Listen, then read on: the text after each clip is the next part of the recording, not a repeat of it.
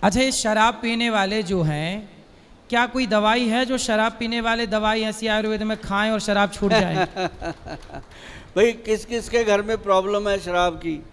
हाथ खड़ा करो, आज छुड़वाते हैं, मदद करते हैं आपकी। ये देखो, ये पूरा ये नहीं डरती अपने घर वाले से, उठा दिया हाथ, कहती मैं नहीं, मैं करूँगी छुड़वाऊँगी। देखो मैं आपको बताऊँ इसके लिए क्या है कि जो लोग शराब पीते हैं वो उनके ब्रेन के अंदर घर कर जाती है। शराब जो है, लोग कहते हैं शराब पीने से लीवर ख़राब होता है, ये होता है, वो तो होता ही होता है, लेकिन ब्रेन के अंदर एक हार्मोन होता है जिसे हम सेरोटोनिन हार्मोन बोलते हैं। वो हमारे शरीर का जैसे जहाज़ के अंदर या गाड़ी के अंदर इंजन होता है, वैसे वो इंजन का ऑयल है, इंजन का वो ईंधन है, तो उसको कहते हैं सेरोटोनिन हार्मोन। जब दारू पीते हैं, हम शराब पीते हैं, तो शराब से वो हार्मोन वीक होता है। जब वीक होता है तो आदमी रोज़ सुबह उठ के कहता है आज नहीं पीऊँगा, आज नहीं पीऊँगा। जैसे ही शाम को 4 बजते हैं लिटिल सा ले लेते हैं, कौन पूछता है, वो इतना सा फिर लेता है, फिर 1 के 2, 2 के 3, 3 के 4 पैक हो गए, फिर ना अपने आप का ना अपने बाप का, फिर खड़बड़। तो मतलब ये चलते चलते 20-20 साल, 25-25 साल जब गुजर जाते हैं तो वही आदमी फिर सुबह भी शराब, दोपहर को भी शराब, शराब पी के बक करना, बोलना। तो मैं उसको कहता हूँ ये शराबी नहीं है, ये बीमार हो गया, अब ये बीमारी हो गई। इस बीमारी को हटाने के लिए हमारे जो वैद्य हैं बहुत अच्छी एक औषध बनाते हैं। उसके लिए आपको हमारे से ही संपर्क करना पड़ेगा, क्योंकि उसके लिए घरेलू कोई भी ऐसी चीज़ नहीं है कि उसको शराब छुड़ाई जाए, लेकिन उसके लिए आपको मेडिसिन लेनी पड़ेगी। वो मेडिसिन आप कभी भी हमारे जाके जो वेबसाइट है उस पर डाल लेना, आपको मिलेगी और उसके लिए बहुत फ़ायदा होता है। और मुझे लगता है कि आज तक हमने कम से कम ज़्यादा नहीं तो 4-5 लाख से ज़्यादा लोगों को वो दवाई दी है और उसका बहुत अच्छा रिजल्ट है। और वो हमारी कोई ऐसा कंट्री नहीं है जहाँ वो दवाई नहीं जाती, और गवर्नमेंट से अप्रूव्ड है, कोई टेंशन वाली बात नहीं है और उसका कोई साइड इफ़ेक्ट नहीं होता। वो मैं लगेगा कि महाराज जी के पास बैठ के मैंने ये बात करी, क्योंकि शराब छुड़वाने का कोई ऐसा नुस्खा नहीं है जो घरेलू हम बना लें। हाँ, एक चीज़ ज़रूर है कि अगर हम उसको अजवाइन का पानी डेली वो आदमी लेना शुरू कर दे, अगर वो दिल से छोड़ना चाहता है तो शाम को अजवाइन उबाल के उसका पानी पी ले, और उसके बाद कोई मीठा घर में हो, गुड़ हो, गुलाब जामुन हो, कुछ भी ऐसा मीठा खा ले। तो मीठा भी एक ट्रंकलाइज़र का काम करता है। तो जो ट्रंकलाइज़र का काम होता है उसका थोड़ी देर के लिए मूड चेंज हो जाता है कि छोड़ो आज नहीं पीते, तो उतनी देर में उसको खाना खिला दो, तो मुझे लगता है वो आदमी बच सकता है। अदरवाइज़ शराब छोड़ने का जो सिस्टम है उसके लिए दवाइयाँ देनी पड़ती हैं, मेडिकल हेल्प लेनी पड़ती है। अच्छा, आजकल छोटे बच्चों को, बड़ों को, स्त्री को, पुरुष को ये हार्ट अटैक की समस्याएं खड़ी होने लग गई बहुत ज़्यादा। तो ये हार्ट अटैक क्यों होता है, पहला सवाल।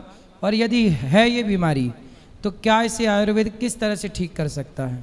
हार्ट अटैक का जहाँ तक आयुर्वेद का रुझान है, उसके अंदर सबसे बड़ी चीज़ें जो है, हमारे जो आयुर्वेद ग्रंथ हैं उनमें तो प्रिकॉशन ज़्यादा लिखे हुए हैं। साथ में कहा गया है कि प्रिकॉशन जो है वो बहुत इम्पॉर्टेंट है, हम लोग करते नहीं हैं, ध्यान नहीं देते। बच्चा थोड़ा सा शरारत करता है, कभी उसको चॉकलेट दे देते हैं, कभी उसको आइसक्रीम दे देते हैं, कभी उसको खाने की वो चीज़ तो देते ही नहीं जो उसके लिए फ़ायदेमंद हो। और ज़्यादा से ज़्यादा क्या करते हैं, मोबाइल पकड़ा देते हैं, बच्चा उसमें लग जाता है। तो मोबाइल जो है वो ब्रेन के अंदर केमिकल वैसे ही पैदा करेगा। अब जैसे हम 10 लोग हम बैठे हैं, अपने सामने तीन महिलाएं आ जाएं, एक अपनी बीवी आ जाए, अपनी मदर आ जाए, अपनी बहन आ जाए, और चौथी आ जाए कोई और पड़ोसन, तो हमारे चारों के लिए एकदम नज़रिया अलग होगा। माँ के लिए माँ का भाव होगा, बहन के लिए बहन का होगा, बीवी के लिए ओए चाय लेके आ, ऐसा भाव होगा। तो जो पड़ोसन होगी उसको इधर तो देख के छोड़ देंगे, मतलब अपना जो भाव है वो बदलता है। ऐसे मोबाइल देखते देखते भी महाराज जी चेंज होता है कि हमारे दिमाग के अंदर केमिकल पैदा होते हैं। तो एक मैं आपको एक एग्जांपल बताऊं महाराज जी की, ब्रेन के अंदर केमिकल जब पैदा होते हैं तो उसको कोई बचा नहीं सकता। आपने भी कभी देखा होगा, लोगों ने भी देखा होगा कि एक बड़ी छोटी सी स्टोरी है, मैं सुनाता हूँ। ये हमारे सोनू जी ने सुनाई थी, शर्मा जी ने लोगों को, कि एक इंसान को फांसी की सज़ा सुना दी गई कि इतनी तारीख को इतने बजे तेरे को फांसी होनी है।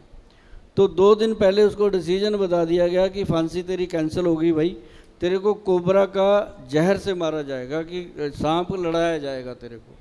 तो वो आदमी डरा हुआ बेचारा, मौत के चुंगल में, जैसे मर्जी मार दो भाई, मारना है जब आपने, तो उसके अंदर उसका डर इतना पैदा कर दिया कि फांसी से उतना डरा नहीं था जितना वो सांप के डंक से डरने लगा।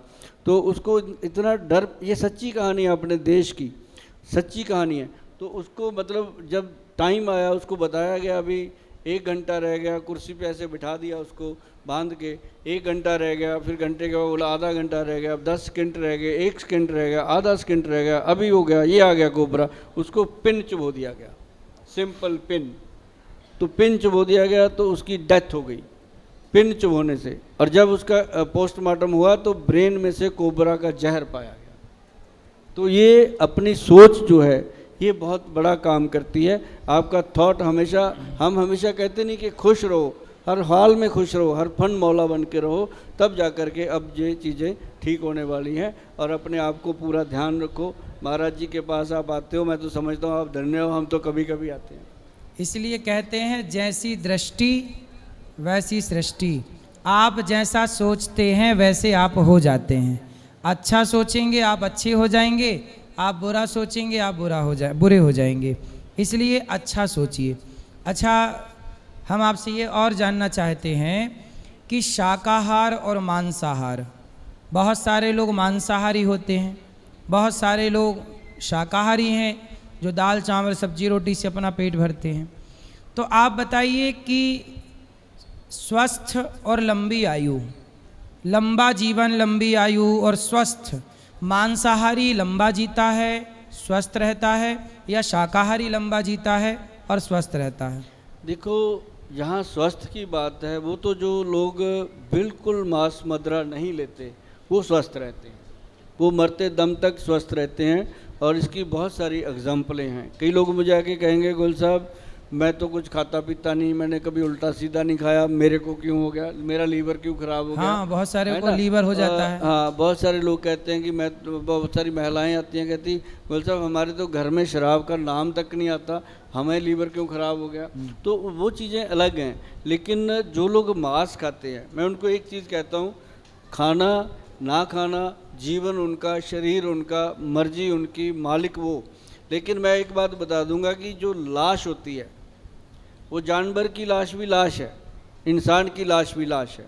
हमारे घर में कोई मर जाए, चाहे वो अपना सका कौन हो, कोई भी अपना नज़दीकी होगा, घर में कोई बगाया पराया तो होता नहीं, तो हम उसको थोड़ी देर के बाद 2-3 घंटे के बाद कहते हैं उठाओ भाई, नहीं तो इसके इर्द गिर्द बर्फ़ लगाओ भाई, इसमें गंदगी आ जाएगी, स्मेल आएगी, ख़राब हो जाएगा।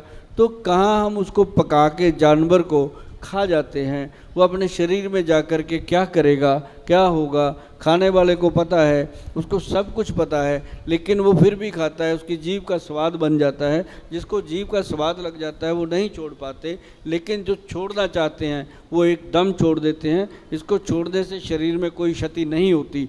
हाँ, ये ज़रूर है कि जो लोग मांस नहीं खाते, शाकाहारी लोग हैं, उनका सबसे बेहतर होता है। अब जैसे मान लो आप हाथी का एग्जाम्पल लो, शाकाहारी जीव है, और बहुत सारे जीव और भी हैं, और अपने इंसान भी हैं जो संत लोग हैं, 100-100 साल की उम्र लेकर के गए हैं, वो सारे शाकाहारी थे।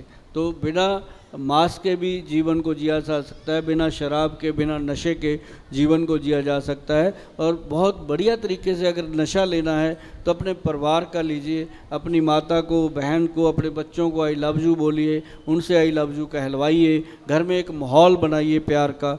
जितनी मर्जी लड़ाई हुई हो, मैं तो ये कहता हूँ कि हस्बैंड वाइफ जितना मर्जी लड़ लें, रात को सोने से पहले ही सुलह कर लें, ताकि सुबह तक उनका जो मूड है वो अच्छा रहे। क्योंकि सुलह तो होनी है, 2 दिन बाद भी होनी है, तो उसी दिन क्यों ना कर लें। तो सबसे पहले तो भाइयों को करनी पड़ती है, तो कोई बुरी बात नहीं है। इससे चिंता नहीं होगी, टेंशन नहीं होगी, डिप्रेशन नहीं होगा। लड़ाई झगड़ा करोगे तो तनाव बढ़ेगा, और तनाव बढ़ेगा तो बीमारियां निश्चित हैं। जितने आप खुश रहेंगे उतने बीमारियों से बचेंगे, और जितने चिंताओं में रहेंगे उतनी बीमारियों को आप निमंत्रण देंगे।